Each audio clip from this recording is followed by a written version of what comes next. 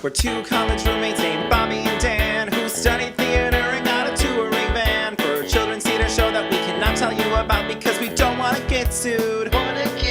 We haven't made it yet, but we'll make it one day to the magical land of Broadway. But until then, we'll just make videos for you, the people on YouTube. We'll be eventually famous, nothing can change this.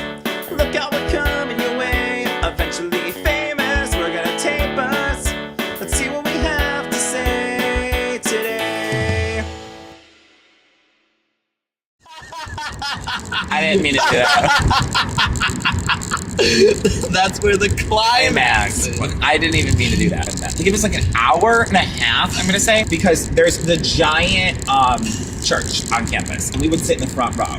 That's a very important key detail. This giant church, we're in the front row. Long story short, I meet up with Courtney because they let us go to the Christian bookstore. So we go to the Christian bookstore and she's like, what was yours about? My girl got like 30 abortions. So we are walking around this bookstore. I find a book and it's like letters to an archbishop. And it was letters to him like, help me, this is my story, what do you say? And he would respond, and then he made it a book. One of the stories, that I would literally grabbed this book and was like, Courtney, wonder what this is. It was this story of a 9-year-old who liked to look at himself naked and bounce vigorously, that's in quotes, vigorously up and down because it would turn him on watching his little dick flap around.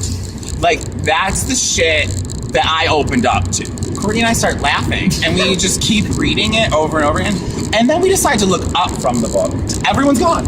Oh, everyone. This store was jamming. All of a sudden, everyone's gone. And you're like, where did they go? What's going on? And then Courtney and I go, oh my God, what time is it? Oh, it's time for church. We're late to church. The massive church where everyone is. Where everyone, like thousands of people are inside. Oh, me and the girl that I'm friends with that we're not supposed to speak at all on this trip, we're together. So we start wandering this campus, looking for this church. In the summer in Ohio, it's very dry, it's very hot. We start sweating. We're just dripping sweat, probably like a real 20 minutes, but it felt like a year. Later, we find the church and we open the door. Oh, and there's everyone. And they're all in colored t-shirts and they all match. And then us, guy and girl, 30 minutes late to church, covered in sweat together. Are you joking? Oh, just get to church. You'll sneak in, right? Oh, you want me to sneak in to the thousands of people in this church when we're in the front row? So we had to walk. Oh, they stopped. They stopped it. They went back and restarted it for us, because now we're problems. And we walked down the aisle together. And then we get in our little pew, and the lady in charge looks at us.